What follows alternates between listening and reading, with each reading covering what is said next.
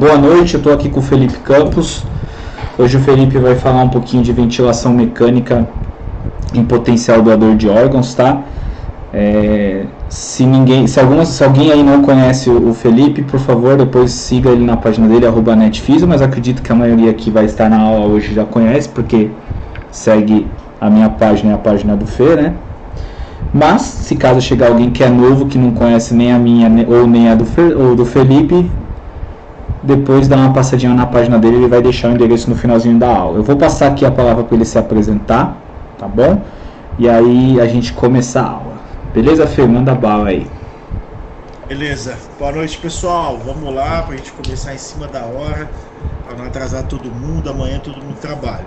Bom, o tema de hoje é o que está na tela: ventilação mecânica no potencial doador de órgãos. Bom, o que dá para a gente fazer? Tem algumas dicas, alguns macetes, como se comporta esse paciente. A gente vai falar desde o teste de morte cefálica e depois a gente finaliza com as dicas da ventilação mecânica, como a gente faz. Só me apresentando, pessoal, me chamo Felipe Campos Ferreira, sou graduado pelo Centro Universitário Claretiano, no interior de São Paulo, aqui em Batatais. Tenho aprimoramento em fisioterapia respiratória pela Santa Casa de Passos, em Minas Gerais. Sou especialista em terapia intensiva pela Subrafir Cofito, atualmente pós-graduando e finalizando o curso de gestão hospitalar na Uniara, em Araraquara, São Paulo.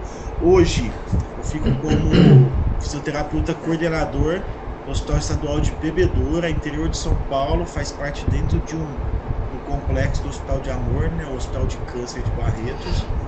Também faço parte como fisioterapeuta da qualidade no Hospital de Amor, né? Mas atualmente eu estou na outra jornada na assistência aí no Covid. Esse Hospital de Bebedouro é de Covid puramente. A gente também faz parte da coordenação aqui de um curso de pós-graduação de fisioterapia hospitalar da FACISB, aqui em Barretos, que eu faço junto com o Jonatas, que é meu companheiro. A partir deste ano, né, por 4 anos eu estou fazendo parte da diretoria da Subrafir São Paulo, temos mais uma missão. E aí, para quem não conhece, poder dar uma força, seguir a gente lá no perfil do Instagram, @netfisio, que a gente posta algumas coisas de físio, quando não tem nada a gente posta algumas coisas a mais. Beleza, pessoal, vamos dar seguimento aí da nossa aula para a gente acelerar. Bom, a morte encefálica, pessoal, por definição, é uma parada total e irreversível das funções encefálicas de causa conhecida e constatada de modo indiscutível, caracterizada por coma aperceptível, com ausência de resposta motora supraespinhal e apneia. Essa é a definição de morte encefálica. E aí, como a gente seguia o passo a passo para chegar lá, a gente tem critérios de diagnóstico. E isso tinha uma resolução, né, de 1480 do CFM 97. Ela foi alterada algumas coisinhas para a resolução 2173 em 2017. Mudou algumas coisinhas só relacionadas aos médicos, mas 90% é a mesma coisa. Importante, a gente tem que avaliar alguns critérios para abertura da morte encefálica, né? Ou descartar algumas possibilidades de alteração do nível de consciência. Por exemplo, a gente conhecer a causa do coma, como esse paciente veio, como história clínica, exame físico, né? E exames complementares. Por exemplo, o mais comum, né? Acidente automobilístico, TCE grave. Esse cara vai para a morte encefálica, grande parte desses pacientes. Esse paciente tem um estado de coma arreativo e aperceptivo, escala de coma de Glasgow de 3, não tem resposta verbal, motora e nem ocular. Ventilação mecânica, né? Aqui ele utiliza um termo assistida, mas na verdade seria um termo controlado. Assistida porque é o termo da ventilação mecânica, manter a vida do doente. Você precisa excluir o uso de drogas depressoras do sistema nervoso central, né?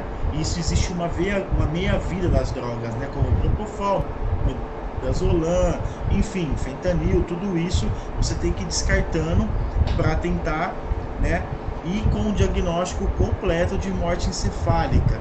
algumas coisas de alterações de temperatura. A hipotermia altera muito o nível de consciência, hipotensão, distúrbios eletrólíticos, né, hidroeletrolíticos, melhor dizendo.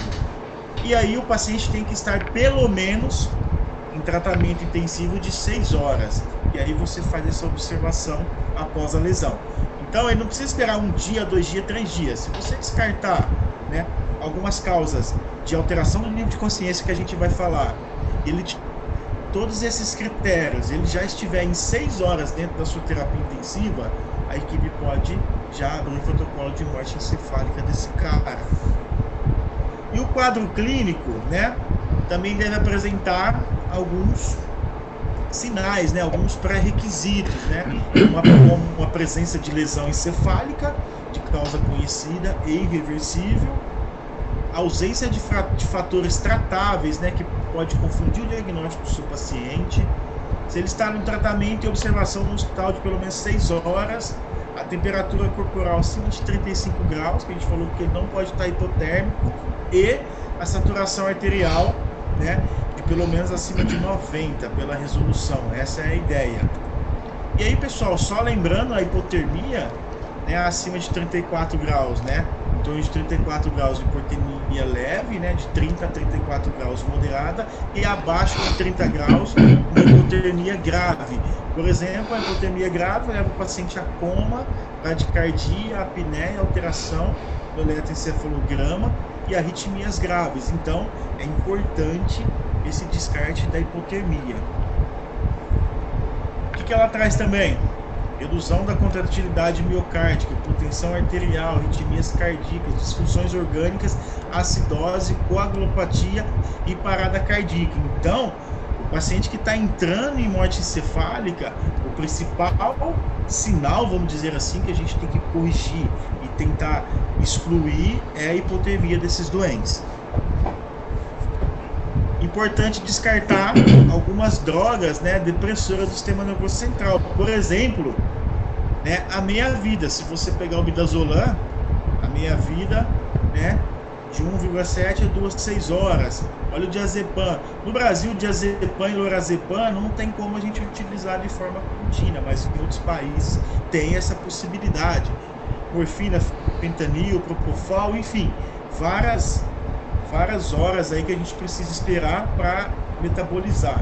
Geralmente, né, na grande maioria, para ter uma segurança maior, se o paciente tem a suspeita hoje, inicia amanhã sem os sedativos, desliga tudo sedativos, né? E aí esse cara amanhã provavelmente começa os testes clínicos. Então a sequência é essa: suspeita, história clínica, descarta, né, alguns fatores que pode alterar o nível de consciência, para a gente descartar todas as possibilidades. Se a gente descarta, a gente suspende a sedação e esse cara provavelmente começa a ir para os testes clínicos. Algumas diferenças, por exemplo, das resoluções. Você pegar do lado esquerdo é a de 97, a do lado direito é a de 2017. Por exemplo, parâmetros clínicos para o início de diagnósticos. Antes, era só coma aperceptível com ausência de atividade motora supraespinhal e apneia, que é o TED. Agora, né, além do coma não perceptível, né, que é a mesma coisa, a ausência de reatividade supraespinhal e apneia persistente, você precisa ter também lesão encefálica de causa conhecida, irreversível e capaz de causar morte encefálica. E também descartar fatores tratáveis, né, que pode confundir o diagnóstico. Importante que a gente falou lá atrás: temperatura maior que 35 graus e a saturação acima de 94%. Persistente. Isso é importante o paciente ter uma pressão sistólica pelo menos maior que 100. O tempo de observação para o diagnóstico, né, iniciado, antes não tinha e hoje é mínimo de 6 horas. Então, dentro de 6 horas que o doente chegou, você não pode abrir o protocolo. Após, você pode. E quando a causa da encefalopatia hipóxico-isquêmica, né, se ele tiver essa possibilidade, você tem que observar em 24 horas, por exemplo, um afogamento, enfim, uma parada de outra causa. O intervalo, você precisa o quê? Ter 2 avaliações clínicas e um teste de apneia. e um teste complementar. Essa é a sequência. Qual o tempo das avaliações clínicas?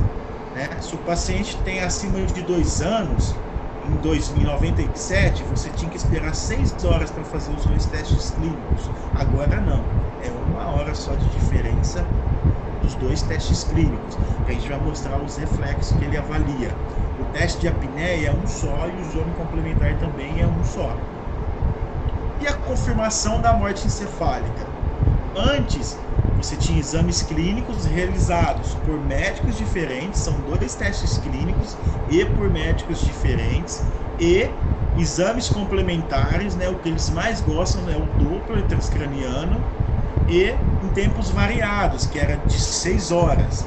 Agora, são 2 exames clínicos também por médicos diferentes, especificamente capacitados para confirmar o coma não perceptivo e a ausência do tronco encefálico. Bom, os exames complementares era a ausência de atividade elétrica cerebral ou a ausência de atividade metabólica cerebral ou perfusão sanguínea cerebral. Hoje um teste só de apneia e também o exame complementar. Então, 2 testes clínicos com intervalo de 1 hora, um teste de apneia e o exame complementar. Essa é a padronização. E aí, para fazer o teste clínico, quais eram as formações dos médicos? Bom, eram 2 médicos confirmando, né, a morte encefálica e um deles deveria ser neurologista. Essa era a ideia. Agora, você pode ser um médico capacitado com 1 ano de experiência em atendimento de pacientes, né, em coma, e que tenha acompanhado pelo menos 10 testes de morte encefálica ou realizado um curso de capacitação. Então pode ser essas pessoas, não obrigatoriamente você teria que ter um neurologista na equipe, né? Então isso que é importante, mas o médico tem que ter uma dessas especialidades: medicina intensiva, pediátrica ou adulto, neurologia, neurologia pediátrica, neurocirurgia ou médico emergencista. E nenhum desses médicos pode fazer parte da equipe de transplante, né? Tem que fazer esses testes no paciente. Bom, era a sequência. E aí, quais as principais causas de morte encefálica? Várias, né? O TCE é a principal, né? Lesões de trauma direto, né? Então isso é comum, acidente automobilístico, né? Principalmente moto aí versus qualquer outro tipo de automóvel, né?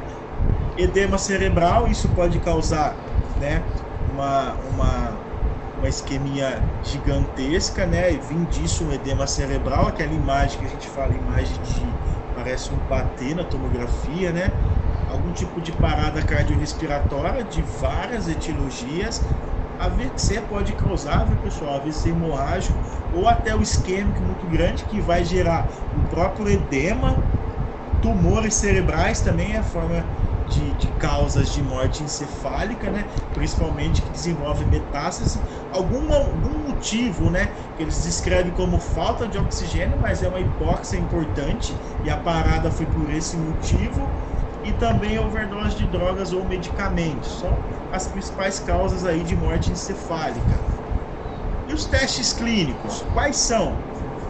Bom, um teste de resposta, né, uma ausência de resposta à dor, a gente vai mostrar todos: o reflexo óculo-motor, o reflexo córneo-palpebral, o óculo cefálico, o óculo vestibular, o reflexo de tosse e o teste de apneia. Esses são os testes clínicos que devem ser feitos. Então vamos lá. Ausência de dor. É um paciente em Glasgow 3, pessoal. Mas aonde vai ver? Não é para ir lá e fazer a força no externo do doente, não é para torcer o mamilo do paciente, não é isso. Tem regiões, né? No côndilo da TM, dói pra cacete apertar aqui, né? Você pega a supraorbitária, né? Com aqui as falanges dobradas, aqui dói, ou com alguma caneta, né? Algum dispositivo no leito ungueal, aqui na unha do paciente. É assim que a gente faz, né, um teste doloroso no paciente. Algumas pessoas fazem até no trapézio, mas isso causa hematoma, aqui no externo também e no mamilo. Então tem essas formas de você avaliar resposta de dor do doente. Se ele tem Glasgow 3, ele passou no primeiro teste clínico. Ele vai prosseguir. O reflexo óculo-motor. Bom, é nada mais do que avaliar a pupila. Então, quando você joga luz, a ideia é que se contraia, né? Essa é a ideia da pupila. Então, a gente fala que ela fica com as pupilas médias, né? Midriáticas, que elas ficam dilatadas e fixas. Ela perde o reflexo de contração pupilar.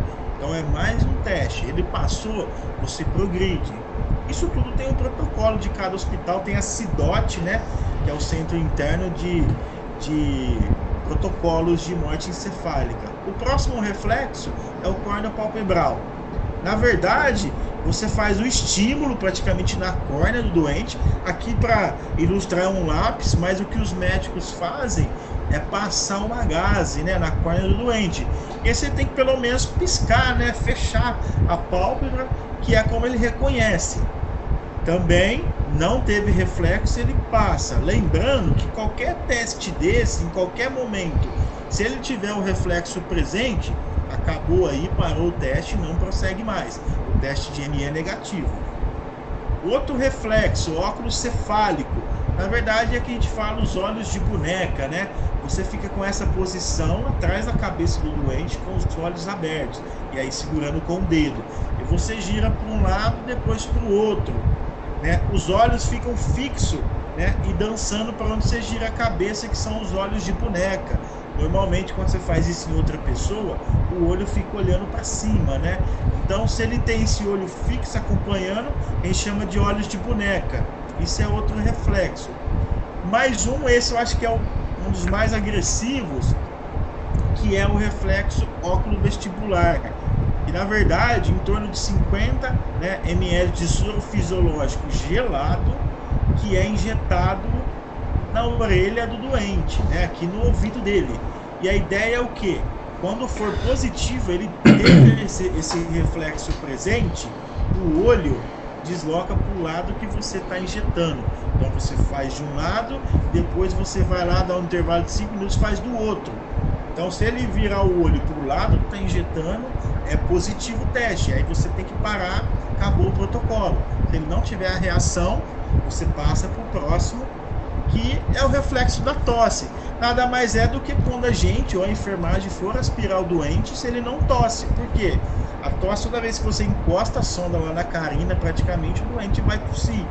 Então, um dos sinais que chama atenção é o reflexo de tosse. Se o paciente tem história de TCE, está muito grave, e aí você vai aspirar o doente e não tem reflexo nenhum, isso chama atenção. Então, é quando a gente vai aspirar, ele não tosse. Então, é um reflexo também negativo. E aí a gente passa para o último teste clínico, que é o teste de apneia. Volto a dizer, viu, pessoal? Ele teve reflexo presente em qualquer fase, o protocolo se encerra. E aí você avalia, né, depois de um tempo, se ele continuar não tendo alguns reflexos, você pode reiniciar. Bom, no último, pessoal, é um teste de apneia. O que é esse teste de apneia? Para ver se o doente não vai respirar. A ideia é você fazer o quê? O que você precisa? Você precisa colocar o ventilador, né, e está entubado a 100%, 10 minutos antes, e aí é coletado uma gasometria arterial. Importante, antes de iniciar o teste, o CO2 tem que estar normal, né, de 35 a 45. Se estiver acima, você tem que ajustar a frequência respiratória para ele estar dentro. Lembrando, se o doente for retentor, um DPOC, você pode partir de um CO2 mais alto, mas a gente vai falar lá na frente. Beleza, coletei lá o teste.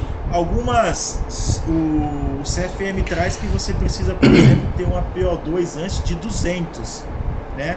Isso na prática é muito difícil de acontecer, mas se for menor do que isso, você precisa comunicar a OPO, né, o Centro Regulador Regional, para ver se eles autorizam a fazer o teste.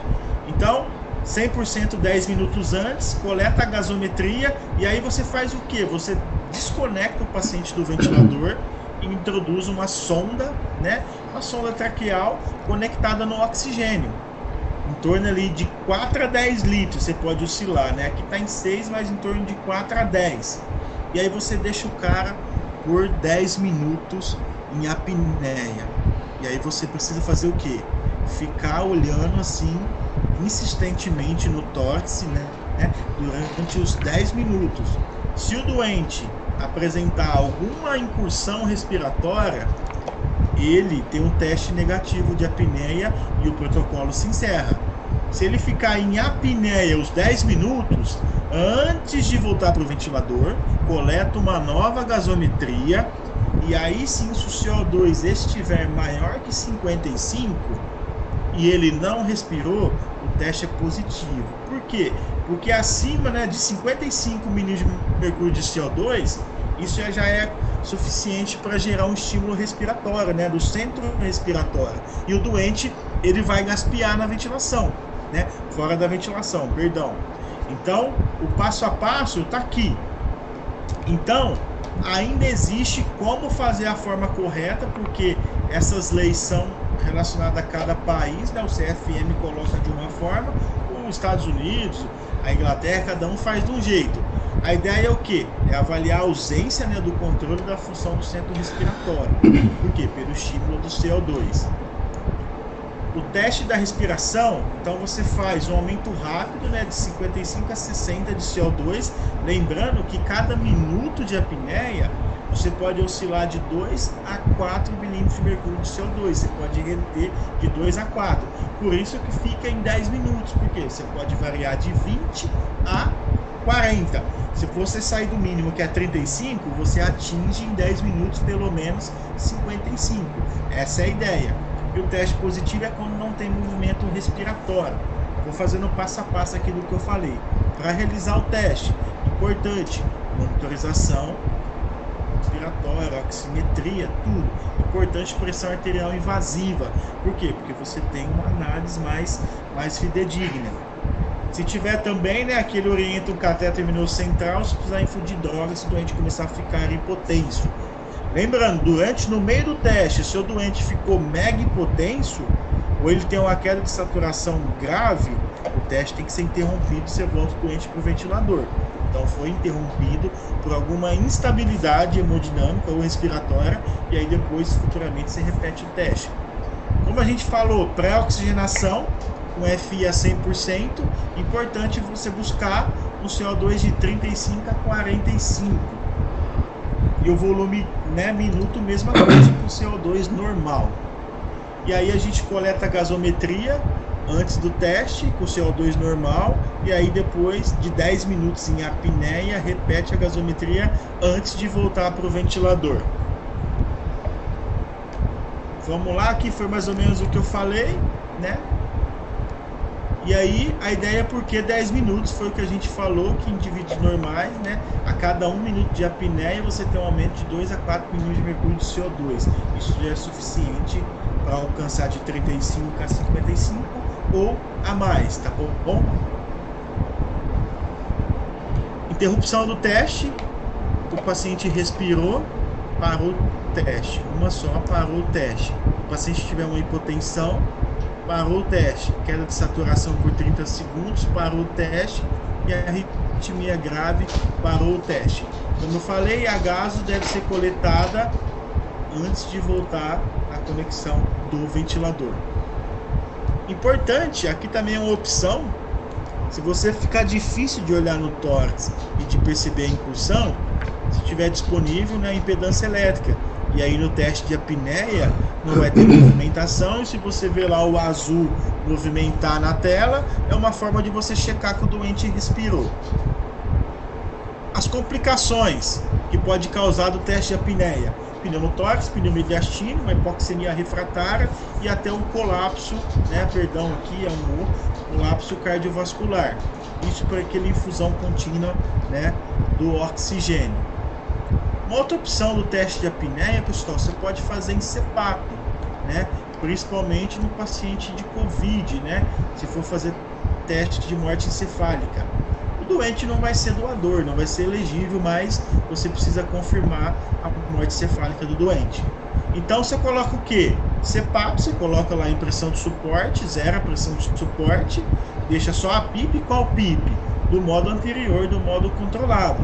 Né? E aí você fica observando se ele vai ter disparo no ventilador.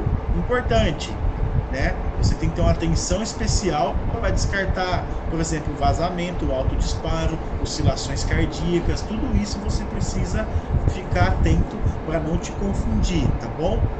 Qual que é a ideia? Por quê? Porque o CPAP, imagina o paciente despressurizado por 10 minutos, e o CPAP pela PIP, você previne o colapso pulmonar gigante, que acontece no teste de apneia. E você for fazendo isso, o pulmão vai ficando muito ruim. A gente vai ver lá na frente que a hipoxemia é muito ruim para esse doente.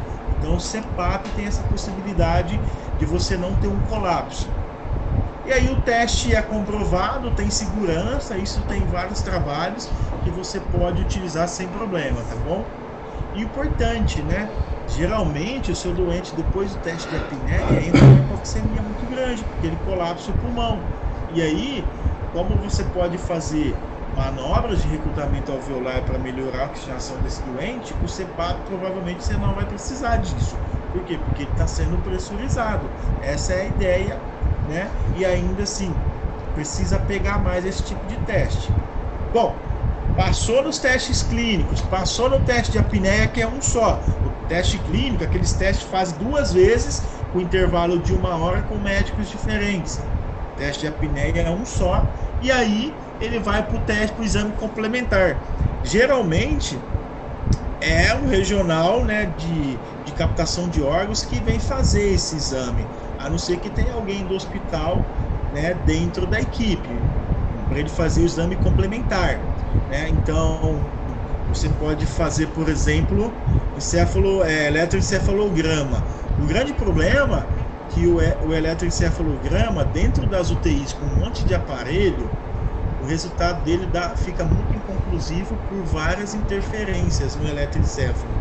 Então fica mostrando algumas atividades cerebrais e o cara não consegue dar o diagnóstico assim com tanta clareza.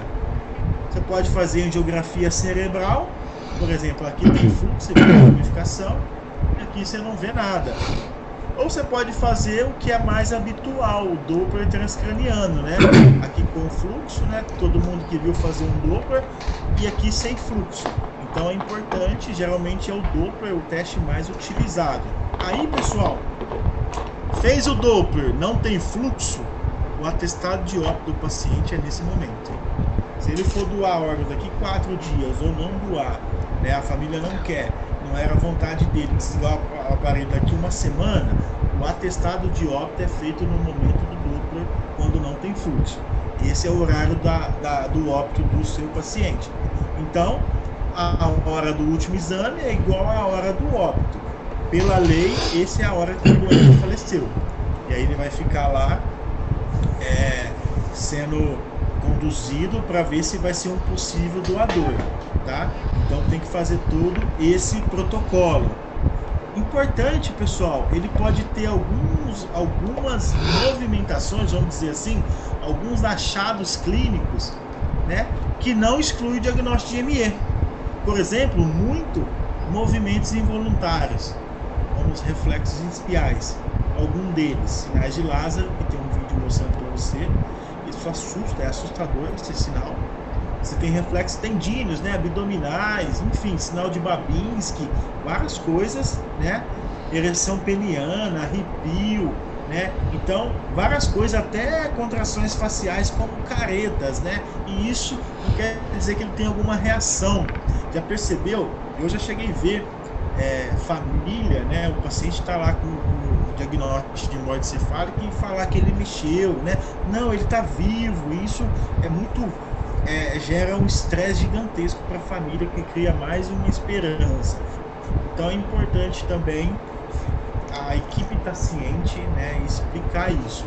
Por exemplo, nesse vídeo, pessoal, é um menino, né, é bem difundido esse vídeo, é um menino em morte cefálica confirmado, e quando ele faz sinais de dor, né, estímulo doloroso, ele não movimenta. Só de movimentar só a cabeça, ele flexiona os 2 braços. Esse menino está em morte cefálica. Presta atenção aqui, ó.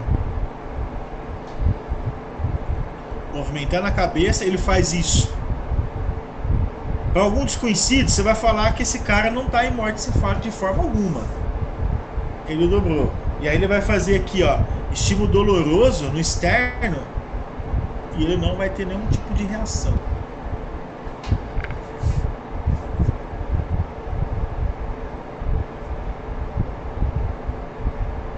Vai fazer estímulo doloroso no externo, nenhum tipo de reação. Ele movimenta a cabeça e ele vai flexionar os dois braços. Isso é um reflexo de Lázaro. Isso assusta dentro da UTI. Mas isso não descarta, o doente está em morte encefálica. Bom, pessoal, em resumo, o cara está lá, monitorizado, né? Agora a gente vai entrar aonde a gente quer. Ele está monitorizado, medicamentos, soro, droga vasoativa, ventilador mecânico, sonda gástrica, eletrodos, catéter venoso central. Realmente é morte encefálica e é mais difícil, né, conduzir esse cara em morte encefálica, que você precisa deixar ele extremamente redondo, vamos dizer assim, com potencial doador de órgãos, né? Então é muito difícil. Por quê? Porque ele perde vários mecanismos, né, compensatórios, de hormônio, de desautonomia. Isso é muito difícil de conduzir. Então, onde a gente vai entrar? No foco da aula, que é o quê? Cuidados ventilatórios, né, com os pulmões. Essa é a ideia. O que a gente pode fazer para ajudar o pulmão do nosso doente ou outros órgãos, né? E aí vai entrar só um. E aí, gente, aí, né? Acho que eu vou só falar com vocês rapidinho. Tá me ouvindo? Seu áudio tá fechado. Tá me ouvindo? Tô ouvindo. Vou só falar rapidinho, pessoal. Eu e o professor Felipe estamos com um projeto de ventilação mecânica no Covid-19, né? Então, passa para mim, Fê. A nossa ideia é o quê? Nós vamos fazer uma aula ao vivo, dia 20 de fevereiro, com conteúdo de Covid-19. Então a gente vai falar um pouquinho de ventilação mecânica não invasiva, catéter nasal de alto fluxo. Então a gente vai falar de indicações, funcionamentos, o que a literatura mostra e os cuidados que a gente tem que ter com aerossóis. Vamos falar de ventilação mecânica protetora e atualidades, o que a gente sabe sobre o Covid, né? O que pode trazer de melhoria para o paciente com Covid, visto que a mortalidade desses pacientes no Brasil é extremamente alta, liberando 70%. Mas tem hospitais particulares com 13% de mortalidade, então alguma coisa está errada, né? Então a gente vai falar um pouquinho de ventilação protetora, vamos falar de prona, por que indicar, como realizar, cuidados, a resposta do paciente, se responde ou não, o que a gente pode fazer. Vamos falar um pouquinho de titulação de PIP também no Covid-19, o pessoal tem bastante dúvidas, e a gente vai fazer uma mesa redonda. O curso vai ser ao vivo, mas a gente vai deixar disponível para quem não conseguir assistir no dia por 30 dias, tá bom? Passa para mim, Fê, de novo. E aí esse curso, ele está valendo hoje R$ 39,90, é um valor bem pequeno que a gente resolveu fazer. E a duração dele vai ser das 8 da manhã até o meio-dia, no dia 20 de fevereiro. Lembrando, quem não puder assistir ao vivo, pode assistir depois, tá? Eu vou deixar o link aí no chat para quem se interessar. E também na descrição do vídeo tem o link para fazer parte desse programa nosso. O programa vai ter certificação e esse certificado você consegue pegar lá dentro da plataforma, tá bom? Valeu, Fê. Beleza. Vamos lá então, pessoal. Então, vamos lá primeiro o paciente ME que tem um pulmão normal, né? Então, como seria a ventilação no pulmão normal? Bom, poucas horas do diagnóstico de ME, o pulmão começa a piorar, né? Isso é fato, e a gente vai explicar alguns motivos, né? Isso pode ser tanto um quadro inflamatório sistêmico, né? Que a gente, de antemão aqui, esse paciente ele é mais inflamado, né? E a gente vai falar isso lá na frente. E também, e aí que está a questão da aula, que é o que? Efeitos iatrogênicos, né? O que a gente faz de ventilação inadequada, porque quando esse cara entra no diagnóstico de morte encefálica, a gente simplesmente controla a FO2 para ele saturar bem, e a gente não faz mais nada. E assim, e um controle, o cara fica largado, né? Nem atende, a gente lega. Então assim, o cara tá em ME, o cara vai morrer, só que esse cara pode salvar 3, 4, 5 vidas com a doação dos órgãos dele. A gente pode piorar muito até outros órgãos se a gente ventilar errado esse cara. Trabalho antigo, né, que avaliaram 34 pacientes, né, de possíveis doadores. Olha aqui como que era a ventilação relacionada ao volume corrente, isso predito, né? Ninguém 6 ml pelo quilo do peso, né? Então, 8, 10, 12, 14. Olha os níveis de PIP. A grande maioria, PIP de 0. Né? De 2 ninguém, 6 e vai oscilando. Né? Então, de 34 pacientes desse trabalho, 23 já não era elegível para o transplante de pulmão. 11 eram.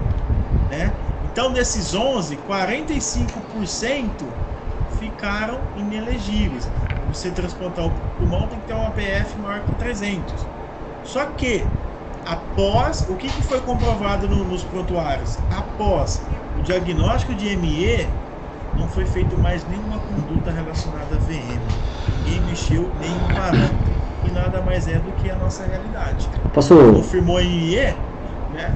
Acho que a gente vai lá e esconde até a folha de monitorização e não vê mais o cara, né? Posso fazer uma complementação só daquilo que você falou ali? Pode. Então, assim, o Felipe mostrou que a maioria não usava volume de 6 e teve uma... Volta no slide, Fê, só um pouquinho. E teve bastante gente ali que usou 8 ml, né? Gente, até 8 ml dá para utilizar, tá? Esse estudo é antigo, de 2006, mas a gente discute muito hoje sobre ventilação protetora. Óbvio que o ideal é você utilizar 6, 7. Até 8 é tolerado em alguns casos com uma driving pressure menor que 15, né? Igual ou menor que 15, perdão. Agora, não dá para o cara ventilar com 8 ml, por exemplo, uma PIP de 0. Aí você vai ter o famoso atelectrauma. O problema é que as pessoas às vezes esquecem que se você não... eu não tô ligando muito pro pulmão, porque o cara não vai doar mesmo, então eu tô socando o volume lá em cima pro cara oxigenar bem e tal, e eu proteger os outros órgãos. Só que numa dessa, você libera mediador inflamatório, por mais lesões pulmonares, o mediador inflamatório cai na corrente sanguínea e você vai lesar órgãos à distância que esse órgão poderia salvar uma vida, e aí esse órgão começa a entrar em falência e você perde esse órgão, né? Claro, tem todos os quesitos, né? O cara também não pode estar com o pulmão todo destruído, com uma sepsis, porque senão o cara também não vai doar. Mas vamos imaginar que o paciente sofreu um trauma, teve uma morte cefálica, o pulmão do cara tá bonito, o cara não tem disfunção de órgãos, tirando o sistema nervoso central dele, né, que ele faleceu, já teve morte cefálica, e aí você vai lá e não liga pro pulmão, e aí você começa a lesionar o pulmão, começa a lesionar órgãos à distância e você perde tudo que você poderia ter doado que o paciente poderia doar para outras pessoas, tá? Então o pulmão é extremamente importante. Valeu, Fê. Exatamente. Então, se você está na UTI ou na sua emergência de plantão, tem um paciente em morte encefálica, não abandone, tá? Não passe despercebido, vai lá avaliar a ventilação do doente. Outro trabalho, também, com 118 pacientes, eles compararam dois grupos. O grupo 1, um volume de 10 a 12 ml e uma PIP de 3 a 5. Né? O volume hoje nem tanto, mas a PIP ainda fica baixa ainda em várias UTIs hoje. O grupo 2, um volume de 6 a 8 e uma PIP de 8 a 10. Né? Isso foi um trabalho de 2010. Né?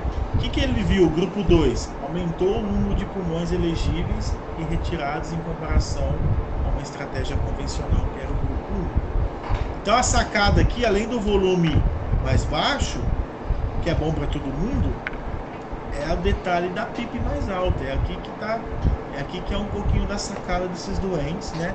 Você deixar uma PIP aí de 8 a 10, que você consegue manter alvéolos abertos e evitar vários problemas que a gente vai falar lá na frente. Ventilação no pulmão ruim, né? E aí começa a piorar um pouco. Então a gente já foi lá e já complicou o pulmão do doente. Aquilo lá era ventilação em pulmões normais, né? Então, se ele tem a própria condição clínica da doença de base, patologias pulmonares, né? Se ele tem edema pulmonar de origem hidrostática, né? Ou por excesso de balanço hídrico, você pode ter barotrauma, volutrauma, enfim, tudo isso pode piorar a função respiratória, né? Em torno de 50% dos pacientes, né, potenciais doadores desenvolvem síndrome de desconforto, né?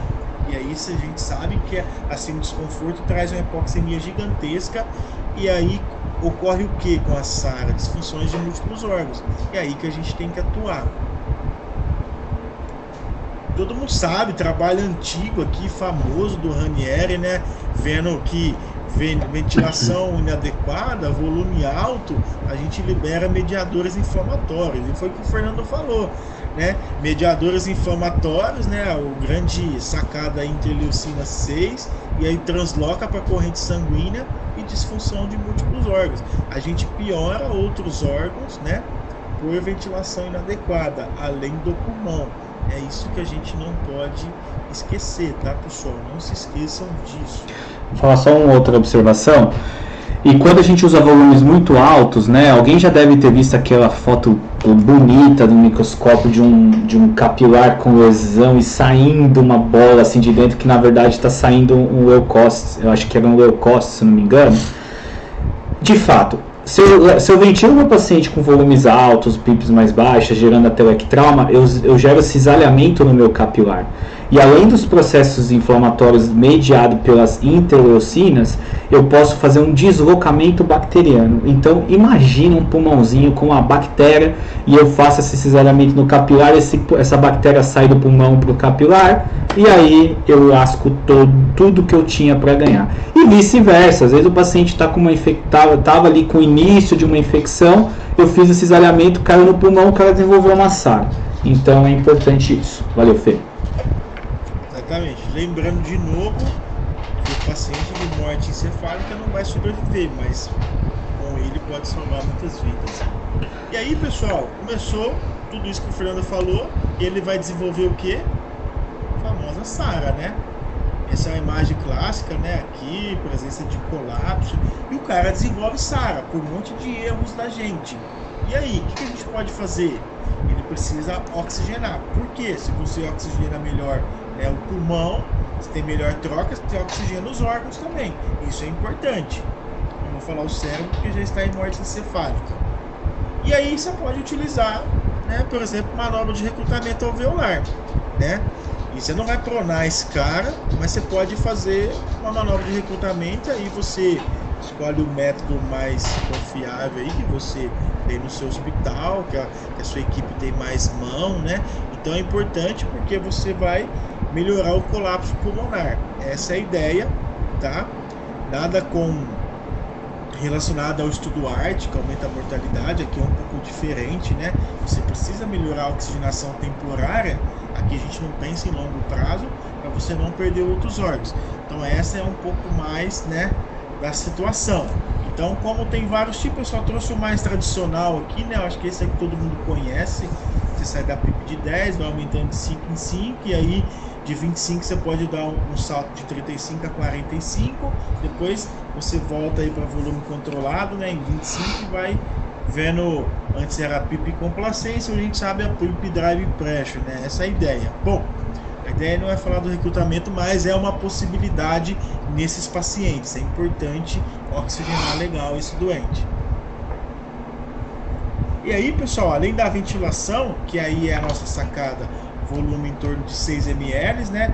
Claro, drive pressure menor que 15 e a PIP de 8 a 10, né? Isso é importante, né? E aí, vou falar de alguns cuidados não ventilatórios, né? Que pode prejudicar o pulmão do doente, ocasionar ventilação inadequada e piorar outros órgãos. Por exemplo, reposição de líquidos, cristalóides, né, soro fisiológico, ringue lactato, enfim, isso é bastante comum nesse paciente. Então, a hipovolemia, né, é uma das principais causas de instabilidade hemodinâmica, o cara vai chocar, então você precisa repor fluidos, né? Então, níveis pressóricos mínimos, né, está associado com menor perda de doação, né, do potencial doador. Tenso, isso é um dos sinais que a gente tem que tomar cuidado. Mas o paciente em morte encefálica, segundo esse autor, ele está na fase de ascensão da curva de Frankenstein, né? O que quer dizer isso? São pacientes que vão se beneficiar de infusão de fluidos, né? Então, é um paciente mais inflamado. Qual é o grande problema? Muita infusão de fluidos, balanço hidropositivo, você aumenta a pressão hidrostática e faz o que? O pulmão fica congesto. E você ventila com a PIP baixa, faz o que? A atelectasia. E aí você fica fazendo atelectrauma. e aí você causa processo inflamatório, e aí toda aquela questão de translocação, de interleucinas, enfim, lesão de outros órgãos. Então, por isso que é importante a PIP de 8 a 10, pessoal. Por quê? Porque o seu doente vai estar com balanço positivo. É comum nesses caras, ele fica até meio edemaciados assim visualmente. Então é a sacada da PIP alta, é isso. Ele vai receber bastante fluido. Tem um fator importante da pressão arterial, né, que isso não é só visto em pacientes com doador de órgãos, né, isso é visto em qualquer paciente muitas vezes. Se o cara ficar 3 minutos com a PAM dele abaixo de 65, já era, ele faz translocação bacteriana do intestino, né? Se ele faz uma isquemia intestinal. Então, se a pressão média menor que 65 em 3 minutos, você corre risco. Inclusive, é a grande discussão na Covid-19, que agora não tem a ver com a pressão média, mas com a PaO2, né, Fê? Deixar a PaO2 de 50 a 55 com hipoxemia permissiva pode gerar isquemia mesentérica e o cara fazer uma co-infecção aí por conta de translocação bacteriana. Então, esses detalhes são importantes. Valeu, Fê. Importante, isso mesmo. Aqui era só a imagem para ilustrar, né, a questão, né, quem tiver um monitor, né, minimamente invasivo aí, né, o que for, vai ter, né, se tiver um EV1000 na sua UTI, vai estar a curvinha aqui do VVS e aonde está o doente, né, na curva. Enfim. Bom, outra coisa também, reposição insuficiente também aumenta a inflamação, a ativação inflamatória pelo celular que está carregando. Conector, manda bala. Vai lá. Já foi? Será que o pessoal... Já conectou, já pode ir que já vai aparecer já. Beleza. Então vamos lá. A gente falando da reversão precoce e da instabilidade hemodinâmica. Bom, se... agora eu vi, tá aparecendo. Se a infusão de fluidos não reverter a hipotensão, vai ter que entrar vasopressor, né, de início noradrenalina e também depois coisas mais graves associando vasopressina. Importante, PAM pelo menos de 65 e sistólica pelo menos acima de 90. Bom, como a gente falou, o volume é utilizado antes da droga, né, para a gente evitar a vasoconstrição excessiva, né, que acontece com o vasopressor, e isso pode causar isquemia para o doente. Então, o volume sempre é bom estar, vamos dizer o termo que eles gostam de dizer, com um tanque cheio, né, tem que estar volumétrico, vamos dizer, ressuscitado, né, volume, de forma de volume. Bom, quando se instala a morte encefálica, a gente tem diminuição da vasopressina, né? E a vasopressina é um hormônio que mantém alguns níveis de pressões normais, né? Isso do sistema autônomo. Então você perde essa função em 80% dos pacientes, né, de ME. A falta desse ADH também, desse hormônio antidiurético, pode causar o quê? Poliúria, hipovolemia, hipernatremia, né? E diabetes insípido. Então, o diabetes insípido, o cara faz uma poliúria monstruosa e aí você tem que fazer aqueles puff de DDAVP, né? Geralmente na narina, e aí você tem que ficar repondo o volume para esse cara, porque ele perde muito volume. Então, é difícil manter esse balanço hídrico normal e o cara ficar muito negativo ativa, né, a cascata inflamatória. Bom, nessa parte da pressão tem também difusão sanguínea, né? Então a morte encefálica faz ele perder o tônus vasomotor periférico e aí você tem uma distribuição do fluxo sanguíneo inadequado e aí a entrega de oxigênio ou o DO2 não é suficiente para o doente. E esse desequilíbrio piora lesão, né, de órgãos, né, lesão de várias situações, de vários órgãos, por essa inadequada oferta. Outra coisa, transfusões maciças, né, por algum motivo que esse doente teve que transfundir, você tem as famosas trale e taco, né, e pode acontecer essa inflamação importante do pulmão. E aí é difícil conduzir isso, você tem um curso nessa doença, 2-3 dias com PIP mais alta, para o cara melhorar, né? E geralmente eles transfundem com HB abaixo de 10, mas se tiver estável hemodinamicamente, se o HB tiver de 10, de 7 a 10, dá para você segurar um pouco. Então, se ficar transfundindo, isso que é ruim, né? A trale pode chegar no paciente, né? E isso pode piorar o pulmão e a oxigenação. Deixa eu só fazer uma observação na transfusão, só para o povo não confundir, né? As indicações de transfusão para diminuição de mortalidade é abaixo de 7, tá, gente? É que aqui o Felipe está falando de morte cefálica, então entre 7 a 10, se precisar transfundir para manter os órgãos que vão ser doados bons, aí ele transfunde, tá? Mas para paciente vivo, clínico, é abaixo de 7, ou 7, tá? Isso. Vamos lá, corticoide também é utilizado, né? Então esse paciente tem o déficit de cortisol, né? Isso está prevalente em 80% também na morte encefálica. Bom, isso pode contribuir um pouco para a instabilidade hemodinâmica, né? Então é importante suplementação de corticoide, né? De escolha metilpred, né? Que vai ser infundida para o doente. Isso ajuda também a uma melhor oxigenação, enfim. E aí consegue ajudar mais nos transplantes renais, né? E de pulmão, que faltou um N.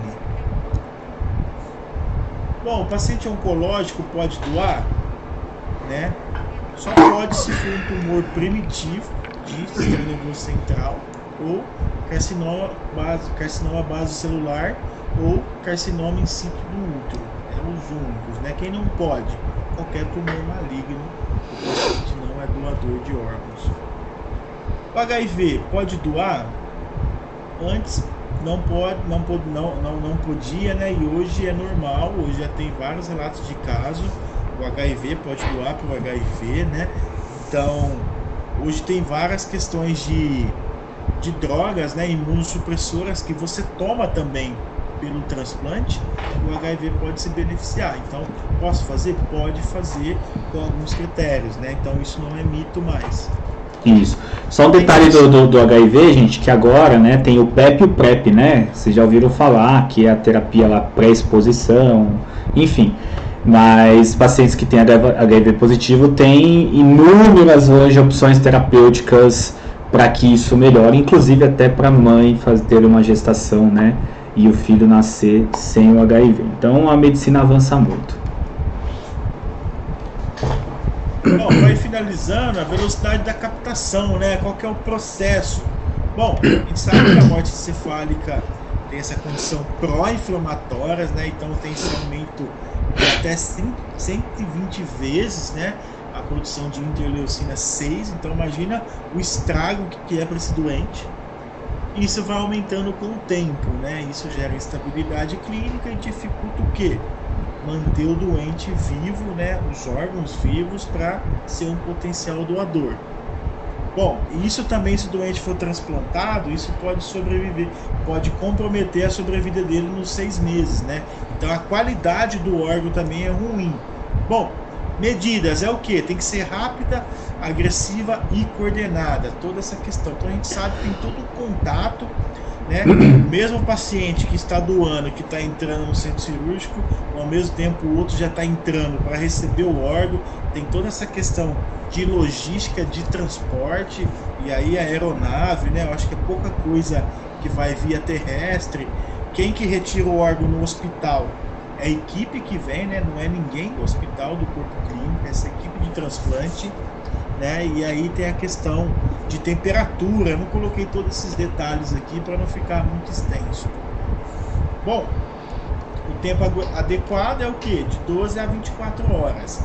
Né? E aí você tem que cumprir todos aqueles trâmites técnicos, burocráticos, tudo isso, entendeu? E aí disfunções orgânicas. Vocês têm ideia, a equipe médica fica mandando exames diários lá para o centro regulador, né? Tem que estar tudo redondinho. E aí você tem as equipes, né? A CIDOT, né? A equipe intra-hospitalar, né? Que fica, tem um comitê disso, né? E aí as equipes estaduais de transporte, e aí elas ficam se comunicando para viabilizar esse transporte do órgão. Qual que vai retirar, e tem tamanho, idade, sexo, papapá, tudo umas coisas bem minuciosas, tá?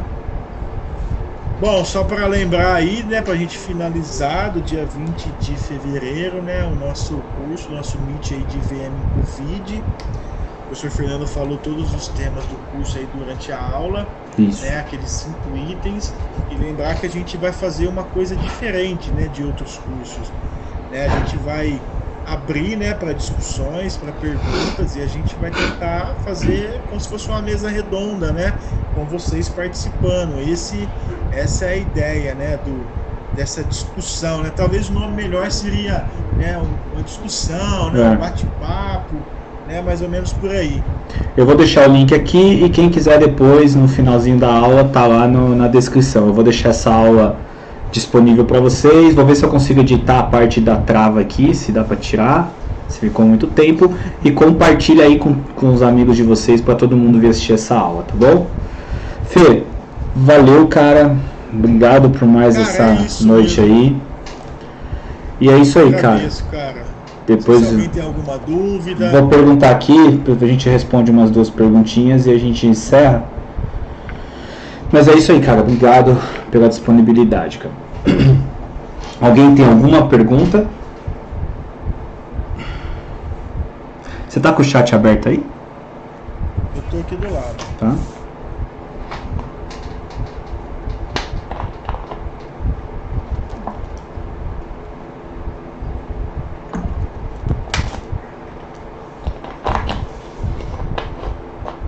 Enquanto nada, vai ter um delayzinho aqui, né? Tem, mas tá chegando já.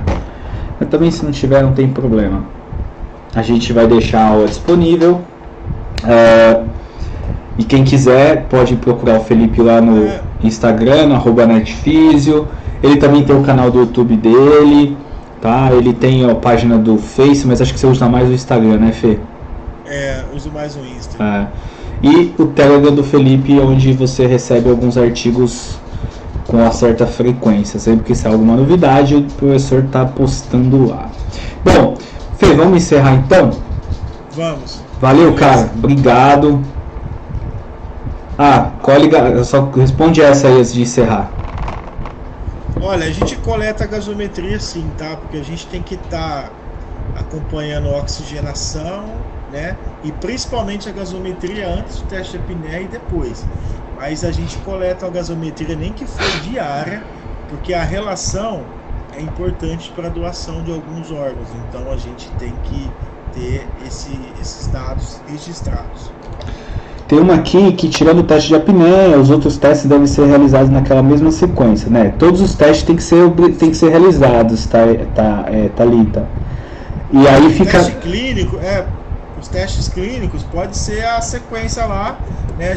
Geralmente fica naquela sequência, é o que é descrito pelo CFM, mas e o teste de apneia por último no meio, e o teste de exame de imagem por último. E o teste de apneia é aquela briga, né? Porque quem tem que fazer é o médico, né? Não o fisioterapeuta. Mas não, é o médico que tem que fazer. A gente sabe que em vários locais o fisioterapeuta acaba fazendo, mas esse teste ele é de responsabilidade do médico.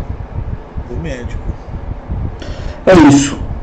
Bora, Fê. Bora que amanhã tem mais um dia cheio. Valeu. Muito obrigado, pessoal. Vou deixar a aula ao vivo para vocês aí, tá bom? Fê, quando você compartilhar a tela, eu encerro aqui. Beleza. Pera aí, Fê. Deixa eu